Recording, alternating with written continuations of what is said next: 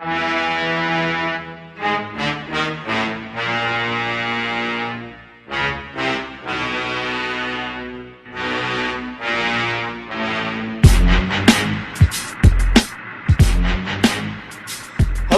welcome to the Kaijusaurus Podcast, usually the podcast in which a lifelong fan of Godzilla and Kaiju movies watches and reviews.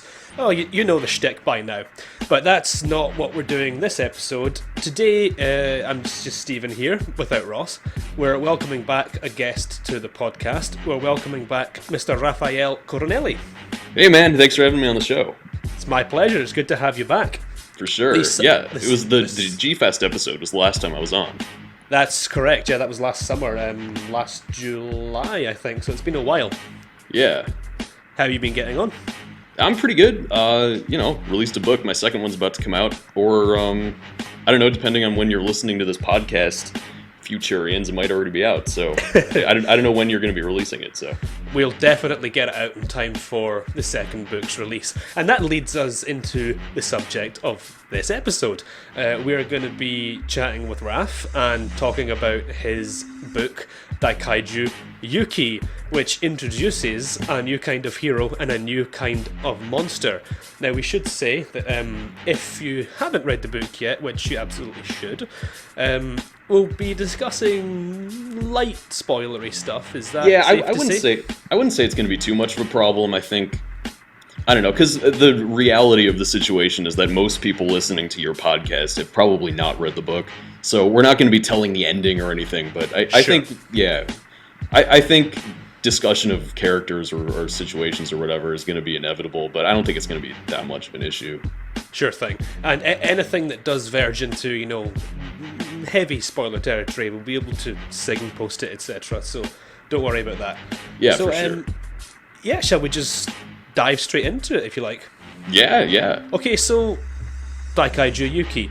Obviously, I know you very well. We've chatted for years now, but, the audience listening might not know you quite as well as I do. So tell us about the book, tell us about yourself, what led to you wanting to write your own kaiju fiction?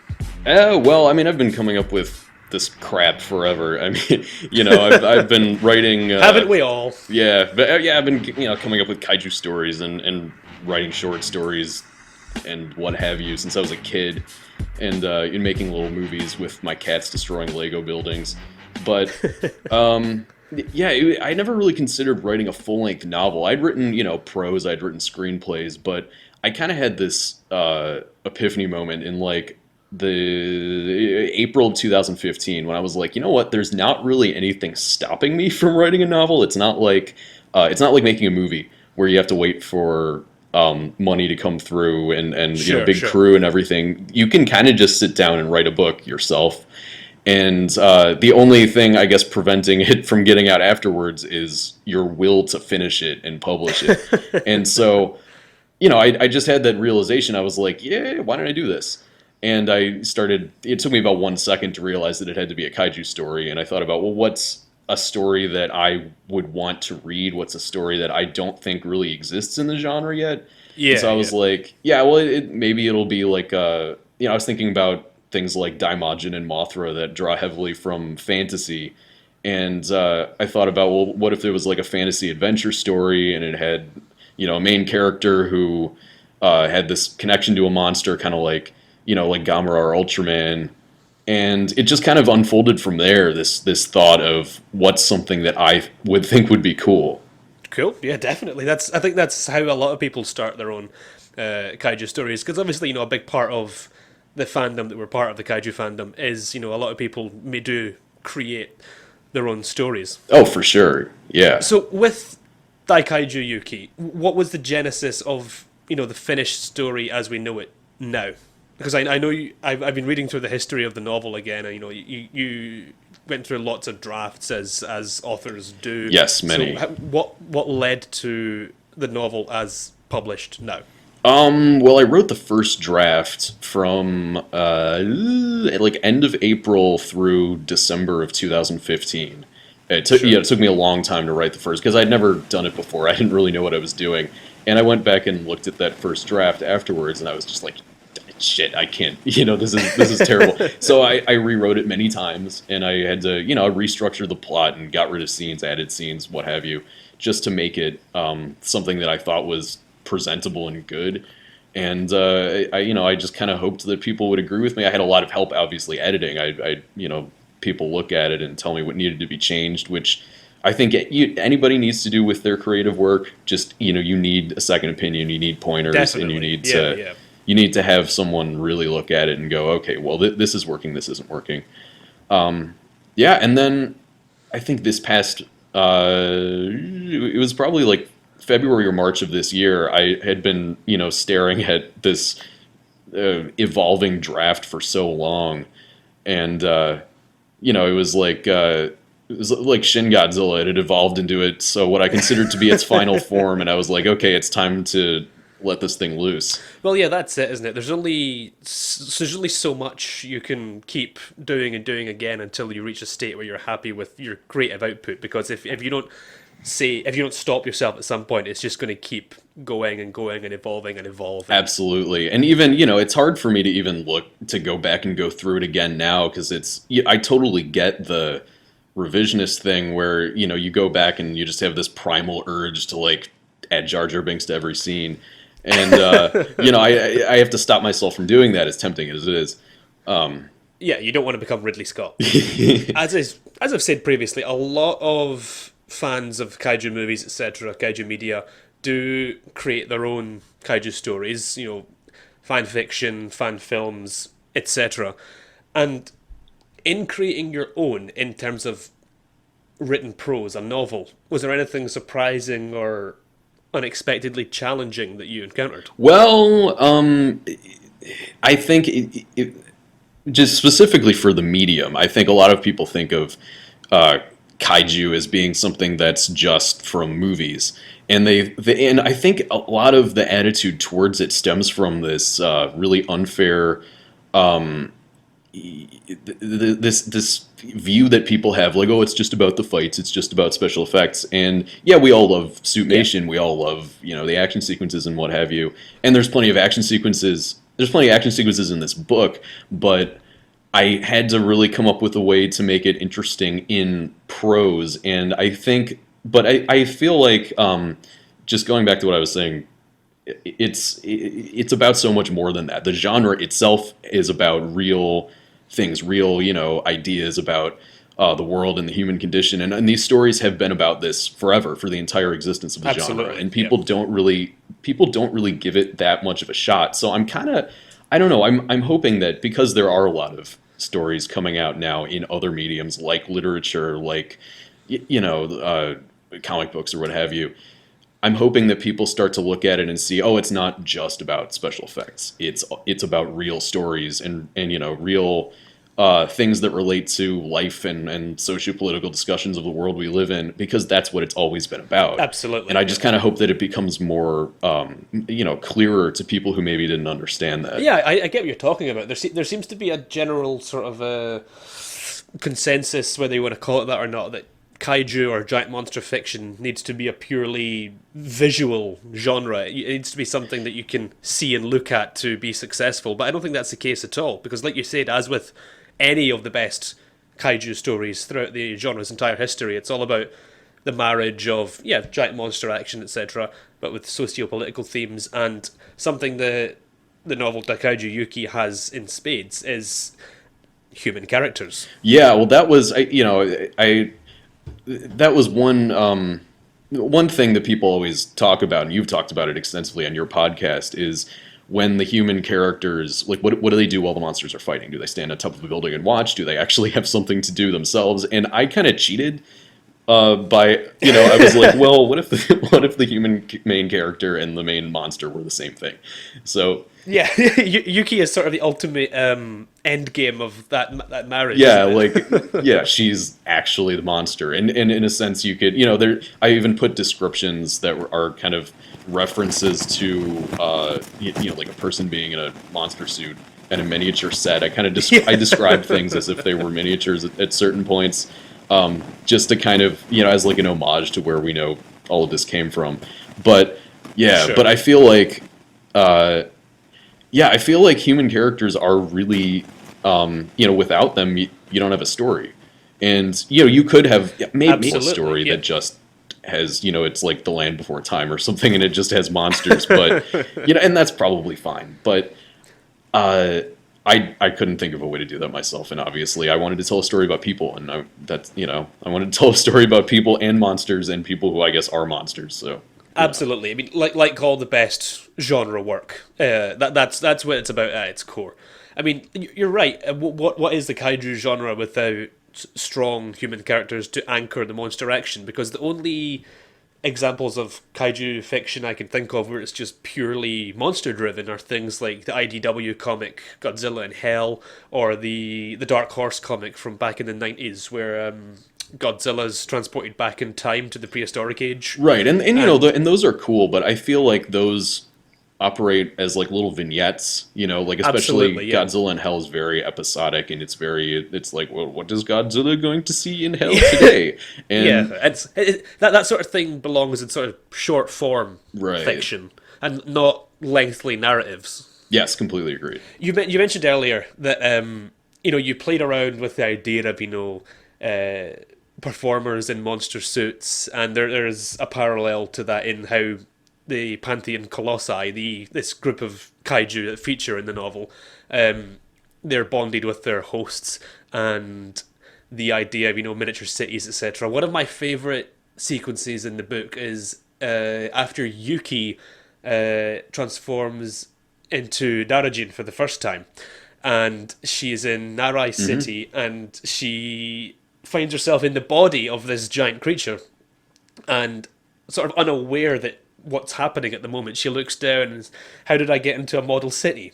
And I thought that was a really, really fun way to explore how someone would look at that, and while simultaneously referencing the filmmaking history of the genre. Right, because from her perspective, it's not like she's suddenly become gigantic, it's that the rest of the world is suddenly much smaller. Sure, yeah. It reminded me a lot of the first transformation sequence in a show that I know you're a big fan of, Ultraman X, when... Oh, yeah, definitely. Yeah, when he finds himself experiencing vertigo in Ultraman's body and has to lean on a building to steady himself. Right. The funny thing about that is that Ultraman X premiered when I was like a third of the way through the first draft of this book, and I was watching it and I was like, this is kind of similar to what I wrote. But, now obviously anything is, I'm drawing from all over the genre, so it wasn't. Oh, absolutely. I wasn't they stole my idea. It was more, it was just cool to see that Taguchi and the guys who made the show were really kind of following the same train of thought of like, this is something that we haven't seen before. Yeah, well, I mean, if there's parallels to be drawn, those are pretty great ones, because Ultraman X and sort of the whole current run of Ultraman and the talent behind it is just great. Yeah. Well, on that sort of subject, what or who within the kaiju and tokusatsu genre would you say are your main influences on the novel series? Kaneko definitely. I think the Gamera. You can't go past the Gamera trilogy in terms of just its sheer influence on everything that came after it. It was such a landmark between Higuchi's depiction of monsters in a very realistic way, and these mythic stories I think really affected me as a kid. I loved Gamera Guardian of the Universe was like one of the first tapes that I would just watch over and over again, and it wasn't one of the first ones. I'm going off on a tangent here anyway. But no, it was, and obviously GMK with the Guardian monster angle, that's something that was a big influence. And actually one of the first things works of fiction that I was very serious about writing was when I was like 13 years old. I wrote Gmk Fan Fiction that was on Kaiju headquarters. It was pretty bad, but Kaiju we all got to start somewhere. Yeah, we've all got to start somewhere. But it's interesting thinking back to that and going, just that I was interested in the same type of areas of the kaiju genre that I ended up writing about with this. And Daimajin was a big influence with the angle that the monster is literally worshipped as a god, and I always thought that was a really interesting I always thought that was a really cool angle for that story, and the way that it's mashed up with a samurai story. I kind of tried to do the same thing with like an epic fantasy story. Well, it's like you mentioned all those influences there, like the Gamera trilogy in terms of the connection to the giant monster and Daimajin and Ultraman, that sort of thing. All of these things are they're there in the novel, but at the same time you manage to make it into something entirely new, like the blurb itself says, a new kind of hero, a new kind of monster. Because I would say I'm relatively experienced in kaiju media. I've seen a lot, and I think we both have. And Daikaiju Yuki is something very different. That was. Yeah, I mean, well, thank you. I appreciate that, because that was kind of part of the modus operandi of putting this together. I really wanted to take. I don't like the term deconstructionist because it makes it feel like I'm destroying and ruining something. But I wanted to kind of take apart the pieces of the genre and put them back together in a different configuration, and have have a different kind of story that uses all the same elements that I really like and all the same things that I think we all want from a kaiju story, but it presents it in a way, because the kaiju genre I think is really malleable, and you can tell different kinds of stories with it.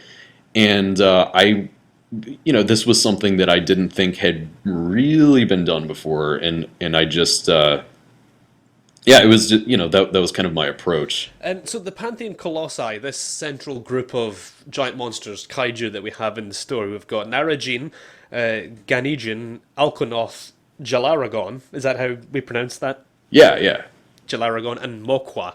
A giant, well, not a giant cat, but, accepts being called a giant cat at the end of the novel. An elephant kaiju, a bird kaiju, a lizard kaiju, and a giant bear kaiju. So how do you go around creating your own giant monsters? Like I said, when so many others do the same thing, how do you make these unique? This is gonna sound like a real cop-out question, but I was trying to think of what would be cool in the story. I was just trying to think of what I was thinking about where they're from, and Ganejin is from Avarta, which is the far future version of India, and there are elephants in India, and I was thinking, elephants are really cool. We haven't really seen an elephant kaiju portrayed on a really on this scale. I think maybe some things with a trunk have shown up in Ultraman, but I felt like it was fresh, and that was just those types of things. I didn't think we had really seen a bear monster before. Yeah, that's what struck me about those two characters in particular, is that I couldn't place a bear or an elephant kaiju in mainstream kaiju fiction, like TV and film. Basically, you can dig into other stuff, but in terms of that, it seems to be something that's not been totally done before, which is interesting. Yeah, and that was kind of my and I'm sure that something else has covered similar territory in terms of just what these creatures are, but I was just trying to think of what would be cool in the story and what would work in the context of this world. And sure. Well, that's it, isn't it? It's not about what you do, it's how you do it. Right, yeah. Going back to influences, etc., I did spot a few little Easter eggs scattered throughout the novel that I wanted to see if these were deliberate little throwbacks, like Narajin. Most of them are. Bleeds green blood, and obviously that made me immediately think of the Showa Gamera movies. Yeah. Oh, totally. Yeah, all the monsters. I think all the monsters have green blood in this, and just because again, Showa Gamera really, and Heisei Gamera also has green blood, I think, and. Yeah, because and that was something that I thought about, because a lot of the fights in this are really, really violent, and I was kind of thinking about the Showa Gamera movies, how they were really just obscenely brutal, but there's something really playful about it. Yeah, exactly. They were horrifically violent, like limbs being cut off, blood spurting everywhere, but because it's child actors in the lead roles, and because the blood is green, you think nothing of it. Yeah, right.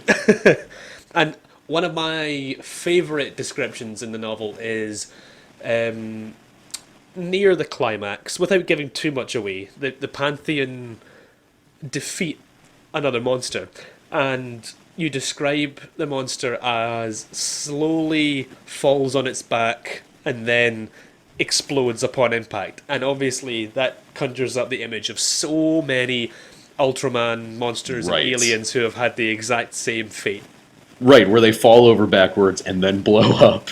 Yeah, you know? exactly. I've always said to Laura, it's not dead in Ultraman until it falls on its back and explodes. Yeah, exactly. So, what do you think makes a good kaiju story? Because the kaiju genre, something I've spoken about a lot in the past on the podcast and just in my blogs, etc., is that I think the kaiju genre is super tonally rich and it's thematically fluid. It can have near any tone, and it's very thematically rich. It can mean just about anything. What do you think makes a good kaiju story?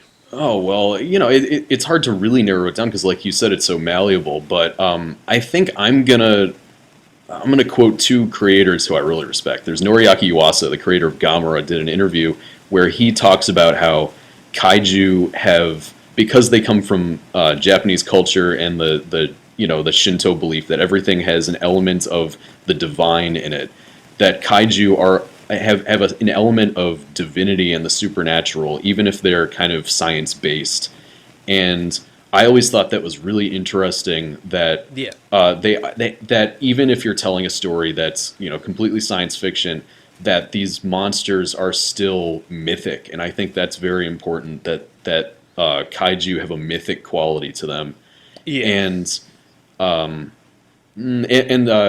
another quote from Hideaki Anno, he was specifically talking about Godzilla, but I think you could apply it to the kaiju genre as a whole. He was talking about how it's a mirror of reality, and it's an exaggerated mirror and a satire. And I think there's kind of a lot of confusion right now as to what a satire actually is. But, absolutely, yeah. But what it really is it's an exaggerated version of reality that you use to comment on something that's happening. And he obviously did that to great extent in Shin Godzilla. And but every kaiju story, I think, at its core is about something, and I think that's important.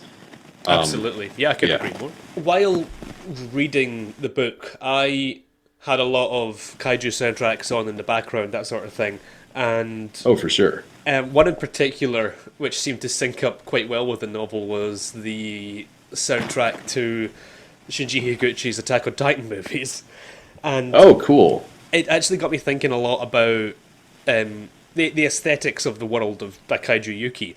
And there's so many rich worlds within there, like Higuchi's Attack on Titan movies. There's vague militaristic outposts. There's ruined cities that have been abandoned, well, sort of abandoned for centuries. There's lush paradises, etc.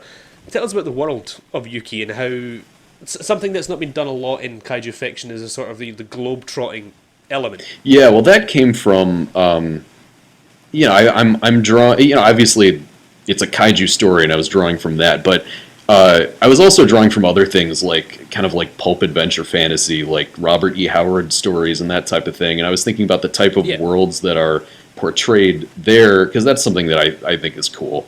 And just like I was thinking about like what would it be like if there was this fantasy world that is typically portrayed as being in the ancient past, but instead it's in the distant post-apocalyptic future. It's like this story is set 5,000 years in the future in the mid-72nd century. So it's really completely removed from where we are today, but there are elements of what they call the old world, and they have these cities that are massive, like mega structures with buildings that are kilometers high, but they're abandoned completely, and the civilization that they live in is very...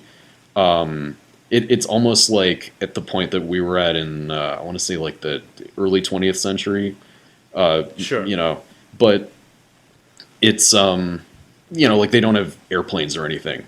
So it's just operates on completely different rules, and that was something that I thought would be interesting to have, like a complete fantasy world that is technically related to our own for reasons that I think can be explained by how it relates to the themes of the kaiju genre, and that was something that I wanted to do. Absolutely, like the best allegories or satires inside and outside of the kaiju genre. There's always got to be, like you said, that mirror image that's just slightly tilts to one side. Mm-hmm, right. Within the kaiju community, there seems to be an idea that a work of kaiju fiction should be one thing or the other, and there's a lot of pre-established ideas about what a kaiju story should be, and a lot of these seem to rest on honoring the past, building on what's been established previously, etc., etc.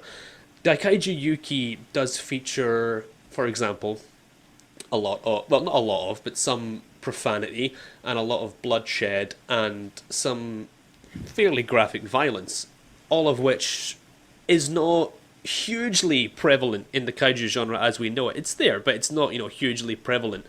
Right. How did you feel about that sort of stuff? Well, I wasn't like setting out to I'm going to be hardcore. I'm going to have I kind of just I wanted it to portray themes of the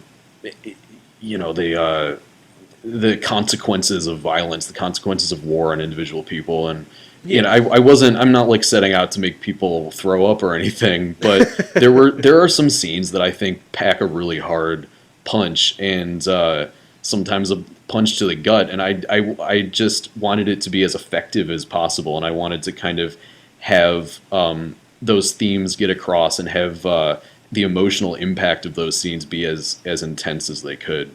That was really just my reason for doing that. Yeah, there are some very clear images that you manage to conjure at certain points, especially the fate of a character later in the novel, which we won't spoil here, but it was very, very clear to imagine. Oh, yeah. So the monsters like Alkanoth and Jalaragon, a bird kaiju and a lizard kaiju, those are sort of two of the big archetypes right. of kaiju as we know them today, especially a reptilian monster. Jalaragon especially, it's easy to say, with the frill, it reminds me of Gyras from for sure, Ultraman, yeah. or Zedus from Gamera the Brave. But one thing you do with these Pantheon Colossi is that you give them each a very distinctive characteristic, which sets them apart from both each other and kaiju as well-known kaiju from film and TV. And for example, Jalaragon his prime characteristic is his speed, which again is not something we see a lot of. Yeah, well, because kaiju as we know them. Right, because the genesis of that character came from I was watching. I was just looking at. I look at animal videos and all kinds of crap, and I was watching a video of an Australian frilled lizard running across the desert, and it was set to the Benny Hill music, and I got the impression that people thought it was funny, but I was like, that's fucking awesome. That thing looks majestic. And so I was like, that's going to be my monster. I'm going to have a monster who is an Australian frilled lizard, and he's going to run like that.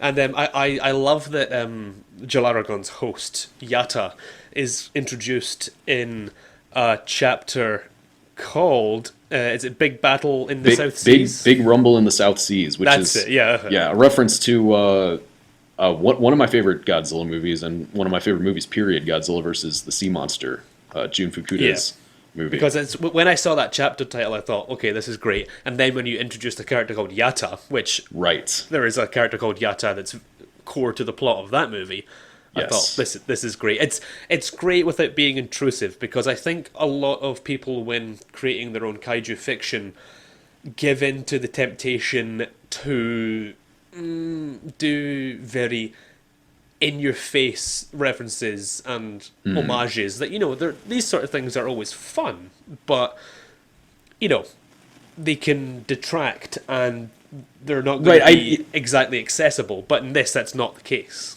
Yeah, I wanted to avoid kind of like winking and nudging people too much. The way that I tried to integrate the references and the homages and that kind of stuff are things that make sense in context.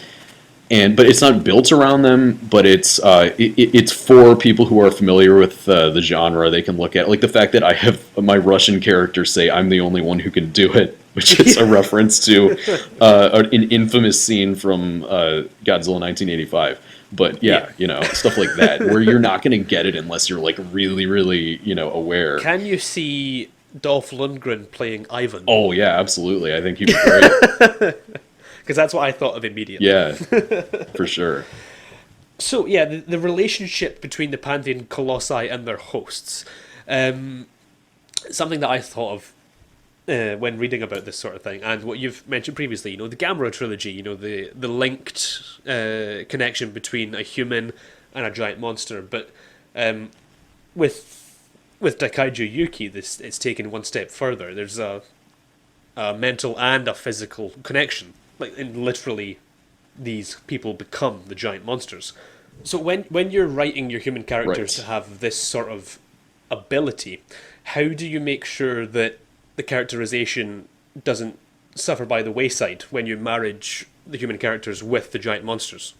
Well, I think that just having a lot of dialogue, like, to me, the easiest way to characterization is not by revealing a lot of backstory, telling people, like, telling readers where they came from, what their whole life story is. It's just having them talk to each other, and you see their personalities, and that's something that I think, going back to Godzilla versus the Sea Monster, I think is an example of something that has great characterization based on observation.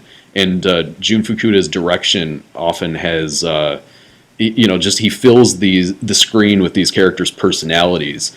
And Sekizawa's script for that movie is fantastic and doesn't over-explain things. And that's an approach, because I am working in the kaiju genre and also kind of the fantasy genre, and I wanted to kind of see if I could tell this giant world-spanning fantasy story as efficiently as as a story like that's just about these guys like on a boat trying to they get shipwrecked on an island that has bad guys on it.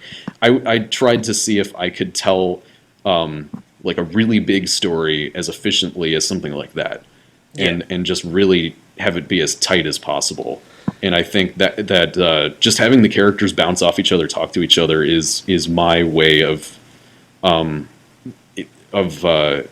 like efficient characterization. Absolutely, because something that Ross and I have spoken a lot about in our previous episodes is how a lot of the Godzilla movies in particular move very quickly in their opening acts. They don't dawdle about and setting up characters and their backstories, etc., etc. They get going, set up the gist of the plot very, very quickly. And I got a lot of sense of that from Daikaiju Yuki itself, when the opening is Yuki arriving at the temple, and she's reflecting on a lot of what's happened to her, but there's no big prologue chapter of that actually happening to her and the reader reading about it. Yeah. Well, the reason for that, one of the big changes that I had over the course of the drafts was I chopped off the entire opening act. Right. Because originally it had this giant battle scene at the beginning. It was like, like a big Lord of the Rings battle, and she's in the military and they're all being wiped out, and it's like Starship Troopers or something. and I was just like, we don't need that. It's better if a lot of really great kaiju stories open with a mystery, like Sure. Atragon opens in a very subtle way and then escalates into this giant epic. And that's something that I tried to emulate when I restructured the opening of the book. I was like, well, okay, well, she'll just show up and she's trying to figure something out, and it has this goal right at the beginning that then leads into a larger story. Sure. Now, in the novel's second half, we discover that a main motivation of the antagonists is nuclear power. Right. And atomic energy and nuclear power is something that to this day is at the very core of the kaiju genre. Even in 2016 with Shin Godzilla, it still always comes back to nuclear power, an anti-nuclear message, and Hiroshima and Nagasaki, where the genre was spawned, and it still always comes back to that. And I asked you previously, is it important to, pay tribute to the past while doing your own things, etc. The anti-nuclear angle, it's something that should always be there. Do you agree? Yeah, well, I think that you can tell a story that doesn't have that angle. I'm about to come up with a kaiju book that doesn't have an anti-nuclear angle. So, but I think that it's important to look at what the genre is meant to be about and not like completely, do something that like contradicts it or something. Like you shouldn't have a kaiju story that has the message of like war is good or something. Absolutely, and, yeah. So I think that. I think that the message of Daikaiju Yuki, more than anything else, is anti-war. Yeah. And it's against kind of the military-industrial complex as a whole. And the nuclear weapons, I think, are a good catalyst for just showing how... Because they are the ultimate weapon of war. They're, the most terrible thing that humanity's ever created, and we can completely wipe ourselves out with them. And that's, they're the end game of war. And... Yeah. I think that having them as the primary existential threat of the story does tie back to the origin of the genre, and it kind of lets you have this this big threat that you can concretely say, like, okay, well, if we have another nuclear war, the whole life on Earth is going to be wiped out, and that's sure. Yeah, and so it increases the stakes. It lets you have an objective that they have to, not to get spoilery, but they have to stop this from happening. And sadly, it's still super, super prevalent today. Yeah, I mean, there were a lot of things that I put in this story that they kind of like manifested into reality as I was rewriting. Yeah, I did spot a few things, yeah. Yeah, and I was just like, God, like I've got to... Is this like Death Note? Like I got to stop writing, I'm just going to ruin everything.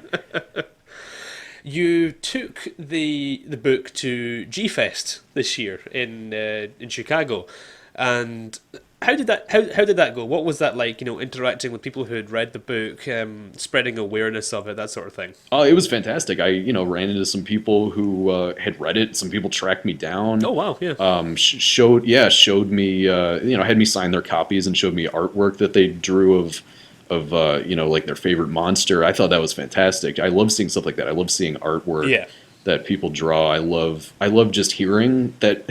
Hearing even if people just say like I like it. That's cool. I love hearing that. I love hearing what people like about it, and interacting with readers is always, I think, a rewarding experience. No one's tried to like kill me yet. No one's, no one's gotten that upset over it. I think that's coming. I always feel like that's. We'll wait for the sequel. We'll see where you take the characters. Right. Yeah. Right. So Daikaiju Yuki, we're currently experiencing a huge resurgence of the kaiju genre, and it's for the first time in the genre's history. It's international. We've got concurrent Japanese and American produced Godzilla series for the first time ever. In this massive genre resurgence, where do you think the Daikaiju Yuki as a series fits in? Well, I think that's up to the people who are receiving it and the people who are fans of the genre. How do they think relates to it? Because I think that, to me, it's just another story that I think is cool, and it draws from everything that I like, and it presents something that I hope other people enjoy as much as I do, and that's kind of where I'm coming from with it. I don't know if I would say like, well, this is an important work in the genre, because that's incredibly head up my ass. I'm not going to say that. I think that it's just something that I hope people enjoy, and if it's coming out in the midst of this big wave that we're experiencing, and who knows how long it's going to last. I hope it lasts forever. But I don't know. It's hard to say. I'm enjoying watching new movies come out. I'm enjoying new works in other mediums, and I hope people will give it a shot. Just if they're feeling that that vibe of like, yes, kaiju are back. I'm hoping that Daikaiju Yuki is just another cool thing that they can get into. Cool, yeah. I mean, it's truly a great time to be a kaiju fan. I mean, if you would have told me 10 years ago that, okay, you're going to get weekly subtitled high definition Ultraman for free, officially. Yeah, I'd be like, what? Okay, like, so yeah, no. and like a new Japanese produced Godzilla movie going instantly to a worldwide streaming service and available to watch instantly in your own home. Oh yeah, I can't wait. I've said to you before, I keep actually forgetting Godzilla Planet of the Monsters is coming out. But when I remember, I'm super happy. Yeah, I know. It's like this weird situation. It's like, didn't the Godzilla movie just come out? Oh, here's another one. Yeah, exactly. But it's fantastic, just keep them coming, keep them rolling out. And like Daikaiju Yuki, I get the sense that, Planet of the Monsters is plunging the kaiju genre into sort of uncharted territory. Oh yeah, it's a very different kind of story. Yeah, I'm so pleased that after the massive worldwide success of Shin Godzilla, the producers of this movie aren't just going for something super, super similar. Whether it will be tonally similar, who knows, but in terms of genre and what they're going for, a proper hard sci-fi story and something that's way out there. For the first animated entry in the Godzilla series, go for it. And yeah, right. That's what I like so much about where we are with the genre right now. And for example, Daikaiju Yuki, that there's so many new things coming out. We're not just in a state like, the Heisei Godzilla series, or to a lesser extent, the Millennium Godzilla series, where, yeah, there's constant and consistent output, but there's not a lot of experimentation going on. Everything's sort of thematically and tonally similar, and there's not really a lot of buzz around things. It's just like a yearly occurrence, whereas the climate we're in right now, where there's so much happening in film and TV and literature and everything else in between, there's just so much happening and everyone's so excited. And I think that's why it's such a great time for someone like yourself to come along and release a novel like Daikaiju Yuki. Yeah, I mean, I'm just going off of my own excitement. I'm just going off of like the vibe of like, I remember very distinctively walking out of the midnight G-Fest screening of Pacific Rim on opening weekend and just thinking like, okay, yeah, we're back. Here we go. Yeah. And then like the Comic-Con Godzilla trailer leaked, and I was like, all right, and it's never let up since then. Like, we've never had a moment where it's like, oh, I guess it's over. Like, it's never let up, and I just think that's great. Like, keep it coming. Absolutely. I mean, yeah, I think the best way to capitalize on your own excitement is to contribute your own content to add to the excitement of your fellow fans. Yeah, well, I hope that it does have that effect on people. I hope people look at it and just get into the world, get into the characters, and want to go on this crazy ride. It's like I kind of it's like visiting an amusement park or something. I want people to enjoy all the different parts that I've put into it and all the rides that I'm trying to get people to go on. Sure, yeah, cool. Daikaiju Yuki is your first novel, and it's soon to be followed up by a sequel, which is due pretty soon. Is there anything you can tell us about the sequel? Anything at all? Oh yeah, for sure. Well, it's called Y2K Yuki Conquers the World, and it follows up about 5 months after the end of Daikaiju Yuki. Not to spoil the end of Daikaiju Yuki, but I feel like you can almost dive into it without having read the first one if the story appeals to you more. Because this isn't the kind of...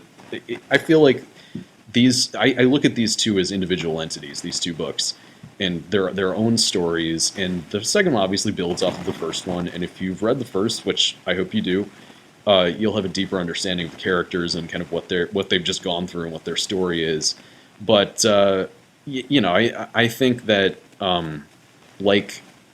I think a really good sequel to me is something that stands on its own and tells a story that you can look to as not just like, oh, it's following up and kind of picking up the picking up after the first one, it's actually telling a new story that you can look at and hopefully enjoy just as much, if not more. I personally think that the second one's better, but that's just from the point of view of like, I wrote the first one before it, and I feel like I've improved as a writer since then. And but I do think that if you read both books, you're going to get something different, but you're also going to get something that is going to deliver from like the same place. You're going to get Yuki's character, which I think, and you're going to get the other characters too, which I hope is, I hope they're people you like spending time with, and you're going to get like similar kinds of action sequences, but the stories are very different, the themes are different, and because you look at the Godzilla series, and I think when you have a Godzilla movie that's too similar to other Godzilla movies, you kind of feel like, well, maybe they should have done something to help it stand out more. And so that's kind of that's the perspective that I'm approaching my series from. I mean, yeah, I think you're right. I think that's a great approach to take with, I think people often forget, especially in this cultural climate where every piece of narrative media is interconnected and et cetera, that entries in a franchise, just because they're part of the same franchise, don't need to be, so strongly linked that one must depend on the other for one of their narratives to successfully function. So I think that's a great approach you're taking. Y2K, Yuki Conquers the World. In the first novel, we were introduced to the Pantheon Colossi. In the follow-up, can we expect any new or different kaiju? Well, yeah, there will definitely be more new monsters in it. New monsters that maybe aren't from places that you're expecting after having read the first one. And I think the plot is follows a lot of twists and turns that you're not gonna really know what happens to these characters until it happens. And also, I think the second one is like funnier, because the first one has a lot of humor, but the second one, I think, I didn't want to make it a farce, but I feel like it just has a tone that's a little bit more. It's not lighter, because it's still super. I can't write anything that's not like extremely dark, but I feel like it's not like depressing. I don't think the first one is depressing either, but I just think there's more levity in the second one, and yeah, there's also there are two characters who have a relationship that really gets explored in the second one. Who somebody who maybe wasn't a major character the first time around is going to be back in a big way, and and the relationship that that person has with Yuki is really like front and center, and you could probably you look at the cover of the book and you'll probably figure out what that is, but I'll say no more for now. Yeah, I have a good idea of who those two characters could be, but I won't say anything for the sake of keeping it spoiler free. When can we expect Y2K? On October 3rd, 2017. So like I said, if you're listening to this in the future, which you probably will be, it might already be out. So, go ahead, read that, read it after you read the first one or read it instead. I don't, it doesn't matter, but hope you get into it. I hope you like the characters. I hope you like the series. I'm sure people will. I think we can start to wrap up now. Raff, thank you very much for joining me. Oh, yeah, for sure, man. Thanks for having me on. And I'm always down to even just come on, barge into an episode that's not about me and just talk about crap. Do you have any final remarks for the readers out there? Oh, yeah. I guess I would like to say that it's time to party. And with that, this has been the Kaijusaurus Podcast. I have been Steven Sloss, and my special guest has been Raffael Coronelli, author of the Daikaiju Yuki Kaiju adventure novel series, the first of which is available on paperback and Kindle. Is that correct? Yeah, for sure. It's you can get it. You can get it for the Kindle digital version. You don't even have to have like a Kindle device. You can just read it on your computer if you want to. But I prefer the physical version because I think it's a really nice package that I was able to put together. And so you can order that, or you can get the digital version. It doesn't really matter, just as long as you enjoy the story. So the point it's here out is there. Read the book. Read Daikaiju Yuki. Right. You can find the Kaijusaurus Podcast on all the usual social media channels. SoundCloud is where we're at home, soundcloud.com/Kaijusaurus Podcast. We're on the Facebook page. That's our main hub these days. Yeah, hey, like the Daikaiju Yuki page on Facebook as well. Follow my Twitter. I'm on Twitter. I'm on Instagram. I'm, find me anywhere. Yeah, we're all on all the usual social media outlets. Well, there'll be a link, as always, on the Facebook page to where you can find us on those. The next episode, which will be Ross and I, will be discussing the next Godzilla series entry, 2000's Godzilla versus Megaguirus. Raff, do you have any thoughts on that movie at all? I like it. I think I think it's. I don't want to like have the discussion of the movie before you guys even dive into it, but I think it was like Masaki Tezuka's test run for his later movies. Like it feels a little shakier than the other Millennium movies, I think, but it's got some really cool ideas in it, and it feels I think it feels fresh, especially just continuing the Millennium trend of having like a different take every time. Yeah. And it's interesting to me because it's the first Japanese Godzilla movie that's a complete reboot from the beginning, ground up. Oh yeah, of course, yeah. So that's just, I don't know, I think that's a cool angle. Sure, yeah. Well, tune in next time to see what Ross and I, or Raff, think of it. Or just cut it off and cut it off and paste it onto the Megaguirus episode and have like, well, this is what this guy thinks. This has been the Kaijusaurus Podcast. You've been listening to Raffael Coronelli and Steven Sloss. Thank you for joining me, Raff. Oh, for sure, yeah. Thanks for having me. And we'll see you next time for Godzilla versus Megaguirus. Until next time, take care, and thanks for listening. Later, dude. In a distant epoch of the future, a new kind of hero, a new kind of monster.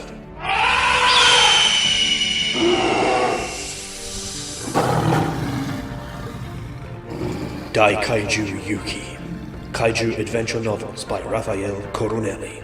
Available now on Amazon and daikaijuyuki.com.